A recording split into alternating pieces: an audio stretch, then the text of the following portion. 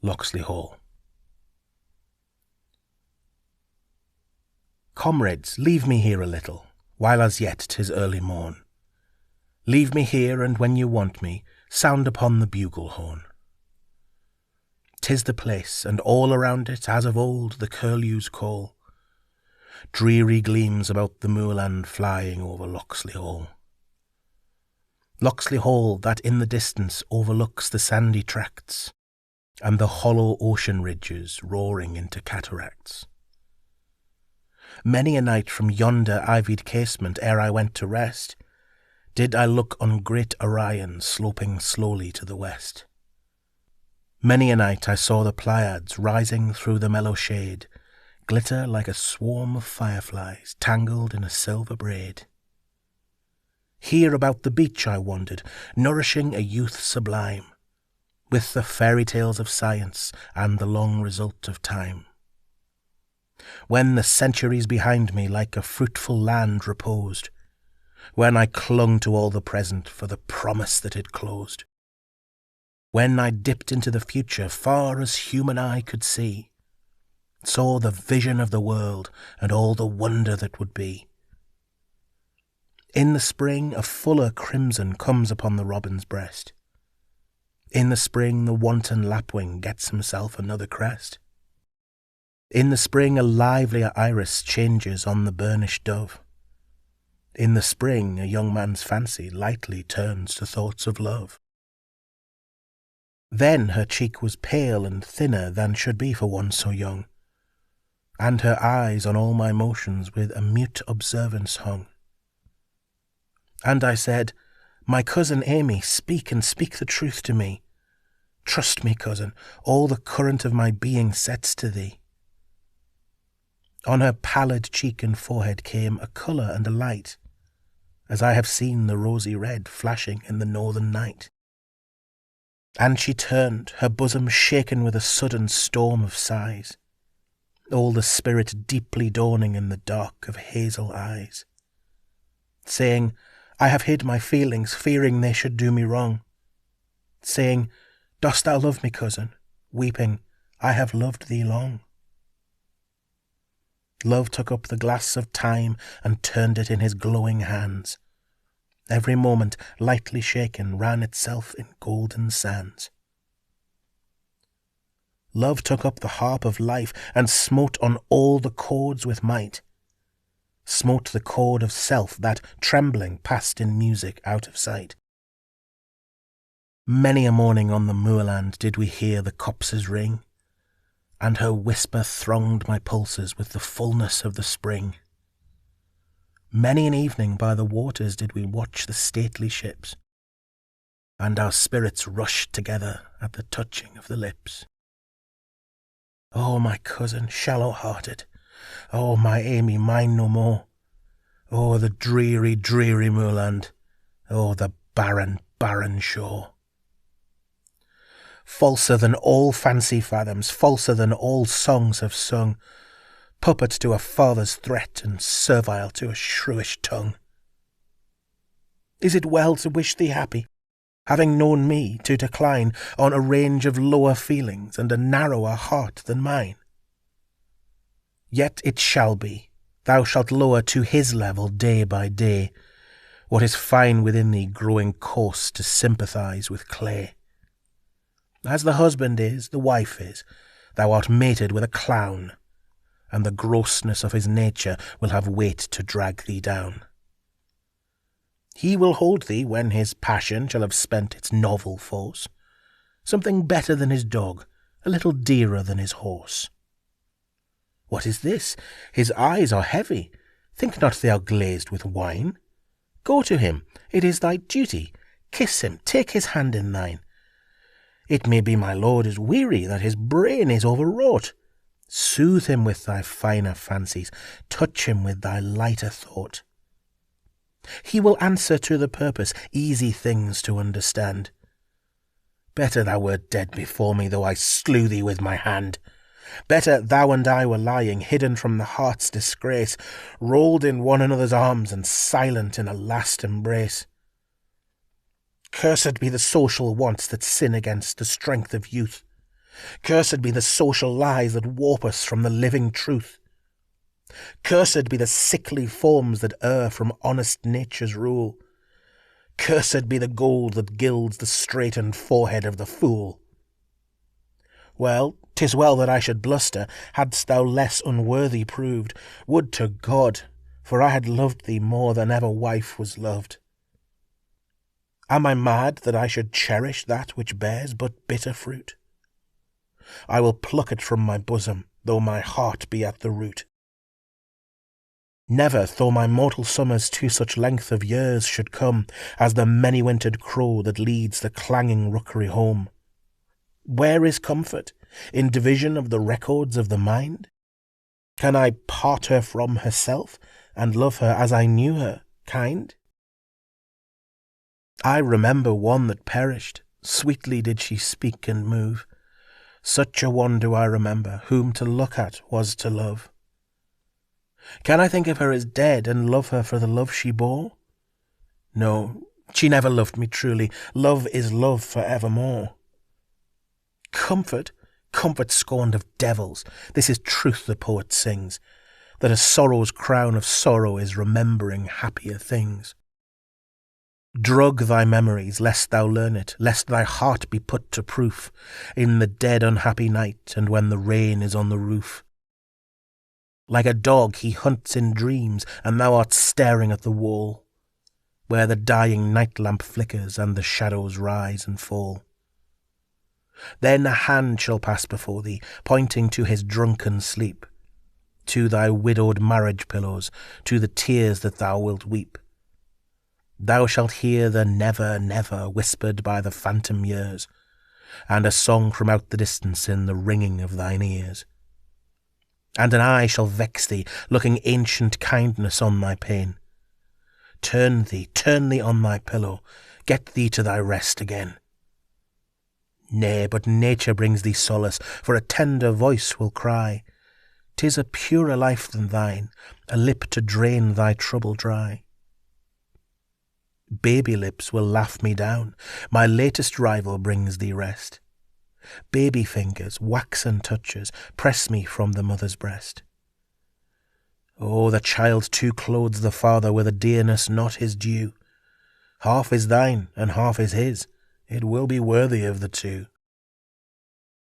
Oh, I see thee old and formal, fitted to thy petty part, with a little hoard of maxims preaching down a daughter's heart. They were dangerous guides, the feelings, she herself was not exempt. Truly she herself had suffered. Perish in thy self-contempt.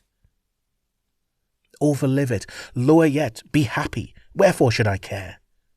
I myself must mix with action, lest I wither by despair. What is that which I should turn to, lighting upon days like these? Every door is barred with gold, and opens but to golden keys. Every gate is thronged with suitors, all the markets overflow. I have but an angry fancy, what is that which I should do? I had been content to perish, falling on the foeman's ground, when the ranks are rolled in vapour, and the winds are laid with sound. But the jingling of the guinea helps the hurt that honour feels, and the nations do but murmur, snarling at each other's heels. Can I but relive in sadness? I will turn that earlier page. Hide me from my deep emotion, O thou wondrous mother age. Make me feel the wild pulsation that I felt before the strife, when I heard my days before me and the tumult of my life, yearning for the large excitement that the coming years would yield, eager-hearted as a boy when first he leaves his father's field. And at night along the dusky highway near and nearer drawn, sees in heaven the light of London flaring like a dreary dawn. And his spirit leaps within him to be gone before him then.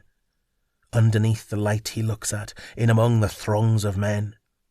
Men, my brothers, men the workers, ever reaping something new, that which they have done, but earnest of the things that they shall do. For I dipped into the future far as human eye could see, saw the vision of the world and all the wonder that would be. Saw the heavens fill with commerce, argosies of magic sails, pilots of the purple twilight dropping down with costly bales. Heard the heavens fill with shouting, and there rained a ghastly dew from the nation's airy navies grappling in the central blue. Far along the world-wide whisper of the south wind rushing warm, with the standards of the peoples plunging through the thunderstorm. Till the war drum throbbed no longer, and the battle flags were furled, in the Parliament of Man, the Federation of the World. There the common sense of most shall hold a fretful realm in awe, and the kindly earth shall slumber, lapped in universal law. So I triumphed ere my passion, sweeping through me, left me dry, left me with the palsied heart, and left me with the jaundiced eye. I, to which all order festers, all things here are out of joint. Science moves, but slowly, slowly, creeping on from point to point. Slowly comes a hungry people, as a lion creeping nigher, glares at one that nods and winks behind a slowly dying fire. Yet I doubt not through the ages one increasing purpose runs, and the thoughts of men are widened with the process of the suns. What is that to him that reaps not harvest of his youthful joys, though the deep heart of existence beat forever like a boy's? Knowledge comes, but wisdom lingers, and I linger on the shore, and the individual withers, and the world is more and more. Knowledge comes, but wisdom lingers, and he bears a laden breast, full of sad experience, moving toward the stillness of his rest. Hark, my merry comrades call me, sounding on the bugle horn, they to whom my foolish passion were a target for their scorn. Shall it not be scorn to me to harp on such a moulded string? I am shamed through all my nature to have loved so slight a thing.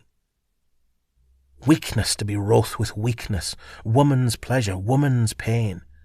Nature made them blind emotions bounded in a shallower brain. Woman is the lesser man, and all thy passions matched with mine are as moonlight unto sunlight, and as water unto wine. Here at last, where nature sickens, nothing. Ah, for some retreat, deep in yonder shining orient, where my life began to beat. Where in wild Maratha battle fell my father evil-starred, I was left a trampled orphan and a selfish uncle's ward. Oh, to burst all links of habit, there to wander far away, on from island unto island at the gateways of the day. Larger constellations burning, mellow moons and happy skies, breadths of tropic shade and palms in cluster, knots of paradise. Never comes the trader, never floats an European flag. Slides the bird o'er lustrous woodland, swings the trailer from the crag. Droops the heavy-blossomed bower, hangs the heavy-fruited tree, summer isles of Eden lying in dark purple spheres of sea. There methinks would be enjoyment more than in this march of mind, in the steamship, in the railway, in the thoughts that shake mankind. There the passions cramped no longer shall have scope and breathing space. I will take some savage woman, she shall rear my dusky race. Iron-jointed, supple-sinewed, they shall dive and they shall run, catch the wild goat by the hair and hurl their lances in the sun. Whistle back the parrot's call and leap the rainbows of the brooks, not with blinded eyesight poring over miserable books. Fool, again the dream, the fancy, but I know my words are wild.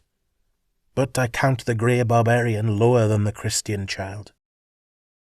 I, to herd with narrow foreheads, vacant of our glorious gains, like a beast with lower pleasures, like a beast with lower pains. Mated with a squalid savage, what to me was sun or clime? I, the heir of all the ages, in the foremost files of time. I that rather held it better men should perish one by one, than that earth should stand at gaze like Joshua's moon in Ajalon. Not in vain the distance beacons. Forward, forward let us range. Let the great world spin for ever down the ringing grooves of change. Through the shadow of the globe we sweep into the younger day.